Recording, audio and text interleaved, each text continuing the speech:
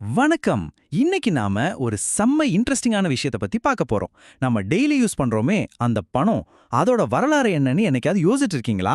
ஒரு காலத்துல உப்பா இருந்த பணம், இப்ப எப்படி உங்க போன்ல டிஜிட்டல் வாலெட்டா மாறிச்சு?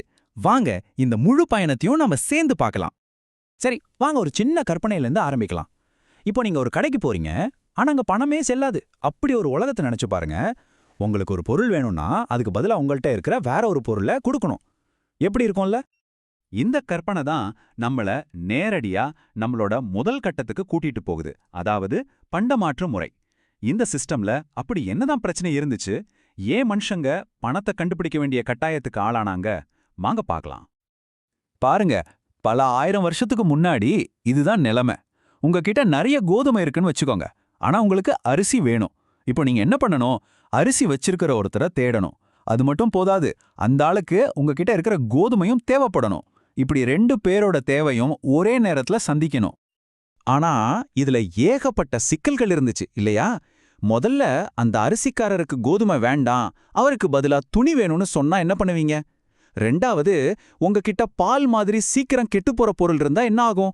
ஒரு பசுவுக்கு பதிலா எத்தனை கோழி கொடுக்கறதுன்னு எப்படி முடிவு பண்றது? இப்படி நிறைய குழப்பங்கள். இந்த பிரச்சனைகளுக்கு ஒரு தீர்வாதான் மனுஷங்க ஒரு புது ஐடியாவுக்கு வந்தாங்க.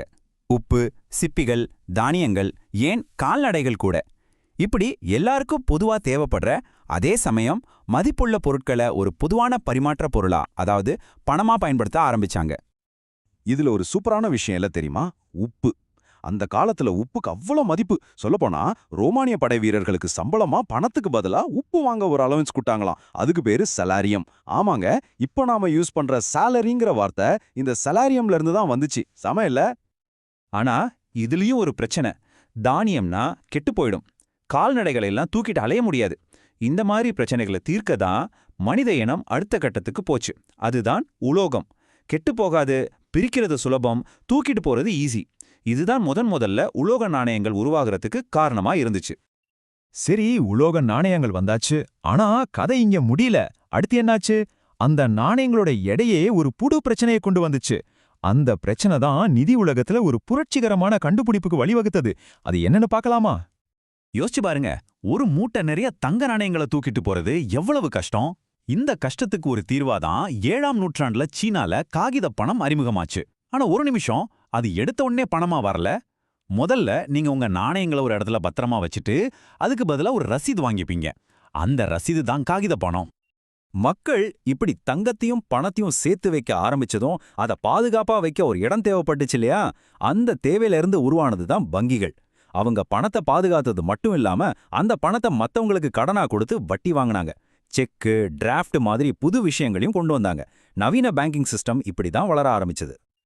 இப்போ ஒவ்வொரு நாடும் ஒவ்வொரு மாதிரி பணத்தை யூஸ் பண்ணா குழப்பம் வரும் இல்லையா? அதனால உலக நாடுகள் எல்லாம் சேர்ந்து ஒரு சிஸ்டத்தை உருவாக்குனாங்க.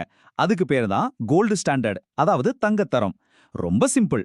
ஒரு நாடு எவ்வளோ பேப்பர் நோட்டுகளை அச்சிடுதோ அதுக்கு சமமான மதிப்புள்ள தங்கத்தை அவங்களோட கருவூலத்துல வச்சிருக்கணும். அப்போதான் அந்த நோட்டுக்கு மதிப்பு. ஆனா இதுல ஒரு பெரிய சிக்கல் இருந்துச்சு. ஒரு நாட்டோட பொருளாதாரம் ரொம்ப வேகமா வளருது, ஆனா அவங்க கிட்ட போதுமான தங்கம் இல்லைனா என்ன ஆகும்? இந்த ஒரு கேள்விதான் பணத்தோட மதிப்பு எதை சார்ந்து இருக்குங்கிற மொத்த தாரணையுமே மாத்தி போட்டுச்சு. அந்த மாற்றம் தான் இது.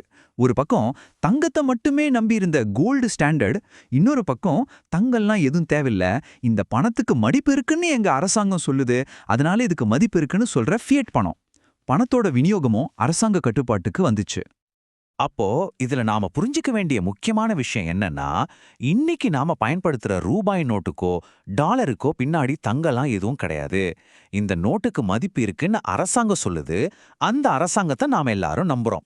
இந்த ஒரு நம்பிக்கை தான் அந்த காகிதத்துக்கு மதிப்பு கொடுக்குது. அவ்வளவுதான். சரி, காகித பணம் வரைக்கும் வந்தாச்சு. இப்போ நாம நம்ம காலத்துக்கு, அதாவது டிஜிட்டல் யுகத்துக்குள்ள நுழையிறோம். இப்போ பணங்கிறது நாம கையில வச்சிருக்கிற ஒரு பொருள் கிடையாது. அது வெறும் ஒரு டிஜிட்டல் நம்பர், ஒரு கம்ப்யூட்டர்ல இருக்கிற டேட்டா. 1990கள்ல ஆரம்பிச்ச இந்த மாற்றம் இப்போ உச்சத்தை அடைஞ்சிருக்கு. Debit card, credit card, net பேங்கிங்னு ஆரம்பிச்சு இப்போ ஜிபே, பேடிஎம், யூபிஐன்னு வந்து நிக்குது. இப்போ நாம கடைக்கு போனா கேஷ் கொடுக்கறதே கிடையாது. ஜஸ்ட் ஒரு ஸ்கேன், ஒரு டச், அவ்வளவுதான். பணம் ஒரு அக்கௌண்ட்ல இருந்து இன்னொரு அக்கௌண்ட்டுக்கு போயிடுது. இதுல யூபிஐ பரிவர்த்தனைகள்ல இந்தியா உலகத்துக்கே வழிகாட்டியா இருக்கிறது ஒரு பெருமையான விஷயம். இந்த டிஜிட்டல் மாற்றம் ஒரு புது வாசலை திறந்து விட்டுருக்கு. ஒரு மையப்படுத்தப்பட்ட வங்கி இல்லாம, அரசாங்கத்தோட கட்டுப்பாடு இல்லாம இயங்குற ஒரு புதுவிதமான பணமுறையை நோக்கி நம்மள கூட்டிட்டு போகுது. இதுதான் பணத்தோட எதிர்காலமா? அப்படி வந்ததுதான் கிரிப்டோ கரன்சி. 2009ல பிட்காயின் மூலமா இது உலகத்துக்கு அறிமுகமாச்சு.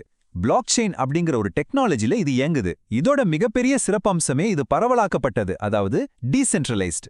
எந்த ஒரு வங்கியோ அரசாங்கமோ இதை கட்டுப்படுத்த முடியாது. எல்லா பரிவர்த்தனைகளும் வெளிப்படையா ஒரு பொது பதிவேட்டுல பதிவு செய்யப்படும். இப்போ கிரிப்டோ கரன்சியோட வளர்ச்சியை பார்த்துட்டு உலக அரசாங்கங்கள் சும்மா இல்ல, அவங்களும் அவங்களோட சொந்த டிஜிட்டல் கரன்சியை உருவாக ஆரம்பிச்சிட்டாங்க. அதுக்கு பேர் தான் சென்ட்ரல் பேங்க் டிஜிட்டல் கரன்சி, அதாவது சிபிடிசி. இந்தியா கூட டிஜிட்டல் ரூபாயை சோதனை முறையில் அறிமுகப்படுத்தியிருக்கு. ஆனா இது கிரிப்டோ மாதிரி இல்லாம முழுக்க முழுக்க அரசாங்கத்தோட கட்டுப்பாட்டுல இருக்கும். அப்ப பாருங்க, பண்டமாற்று முறையில ஆரம்பிச்சு உலோக நாணயங்கள், அப்புறம் காகித பணம், தங்கத்தரம் முடிவுக்கு வந்தது, கடைசியா பிட்காயின்னு. பணப்போட இந்த பரிணாம வளர்ச்சி எவ்வளவு ஆச்சரியமா இருக்கு. உப்புல இருந்து சாஃப்ட்வேர் வரைக்கும் பணம் எப்பவுமே நம்ம பிரச்சனைகளை தீர்க்கிற ஒரு தொழில்நுட்பமா தான் இருந்திருக்கு. ஒவ்வொரு காலகட்டத்துக்கும் ஏத்த மாதிரி அது தன்னை மாத்திக்கிட்டே வந்திருக்கு. அப்போ அடுத்தது என்ன?